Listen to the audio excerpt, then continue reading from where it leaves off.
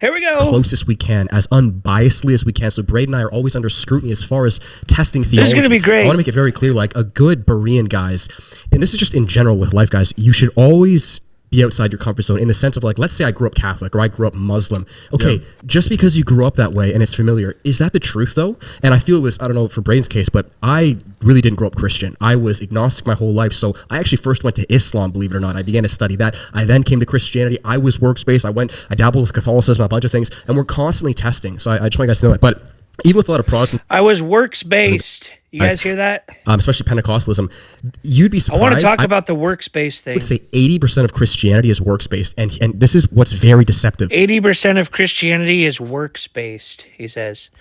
So the thing with the works-based, when the quote-unquote works-based salvation came out, it was talking specifically about Pelagianism, which is the specific types of works of self-salvation. This idea that you're dropped in the middle of the ocean and then you swim 10,000 miles to the shore. And that's what the Christian life is like. And then there's works of the law salvation, which is another works-based system with circumcision. The other versions of works-based salvation, faith-based, baptismal salvation, all the newer forms of quote-unquote works-based heresy, you could say, those are all either completely true or they have a lot of truth in it. There are things that we need to do to be saved, and the Catholics are right about maintaining a state of grace, avoiding certain mortal sins, devilish sins that will damn you to hell. And the Bible is very clear that we need obedience for the Holy Spirit. Acts 5:32, we need obedience for salvation. Hebrews 5:9, works of faith in James 2, works of anti-idolatry, good works as they're called.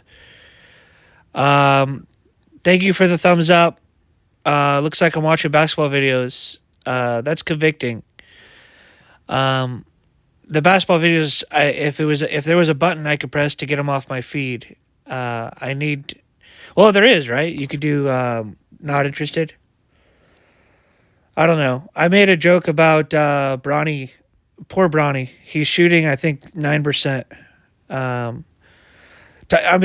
family hookup to get in the NBA, that's pretty strong, you guys. It's all grace in the NBA. You could just be related to LeBron.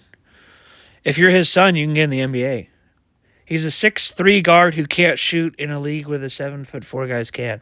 Anyways, I'm not a big basketball fan, but I like the highlights a little bit. But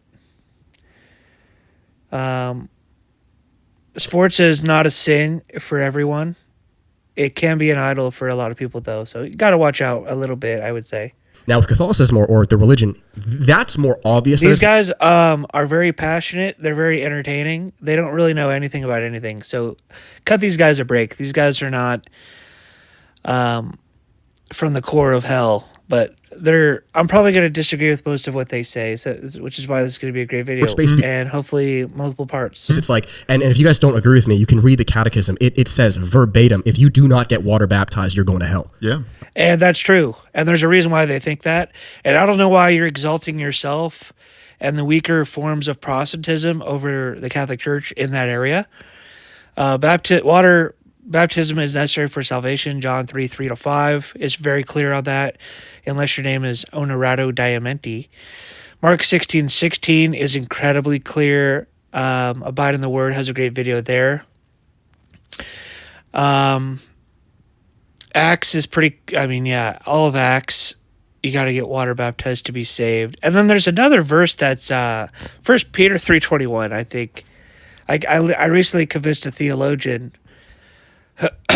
to he had a very blasphemous reading of Mark 16:16. He actually quoted it as John 16:16. And it was like he was accessing his memory from 10 years ago to regurgitate someone else's thought process. It wasn't his fault. He was a very righteous guy. I talked to him for 5 hours last week. recorded. If any of you wants to, well, I'm probably gonna post clips on my channel of that talk with him. I'm definitely gonna post that clip too. And he says, yeah. And I was like, do you have that verse memorized? He's like, no.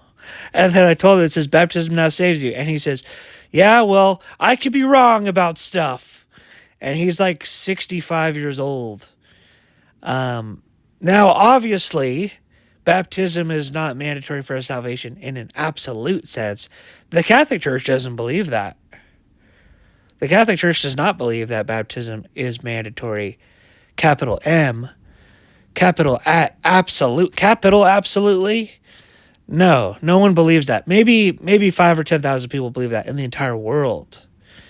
But the Catholics have what's called the baptism of desire. If you desire to be baptized, it counts. But this whole idea that you're asked to get baptized, like today, for example, I was over here in Livermore and I talked to this guy. He was a flat earther. He's the first. I've met a geocentrist before. I've never met a flat earther. And he was 51% plus convinced that the earth was flat. I ran through a bunch of reasons why it's not flat because I've looked into it a little bit. You don't have to look into it that much. But I was like, okay, no, And I like the lunar eclipses. That wasn't doing it for him, which is crazy. The lunar eclipses alone should be enough. But he's like, no. And then, anyways, he was, Christian, and he had never been water baptized.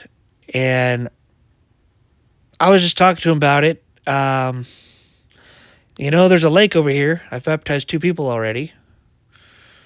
Anyway, he gave me his card. Eric Green was his name. And that's for me. Because I watch these videos back sometimes. That was quite the rant. But yeah, baptism is very important. It's necessary for salvation. But it's not necessary in an absolute sense. The thief on the cross was baptized by desire. He was not water baptized.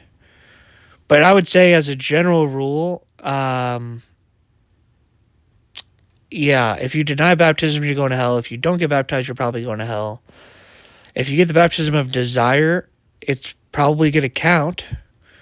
And then if you get physically water baptized, that's good. And it's one of the commandments.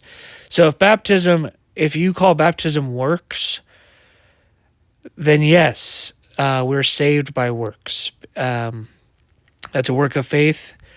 And then there's works of love that we need. If you guys want to go to my video, Free Grace essay, I wrote an essay on Matthew 7:21-23, Ephesians 2:8-9, Romans 4:5. And I talk about all of this in depth, the different categories of works. But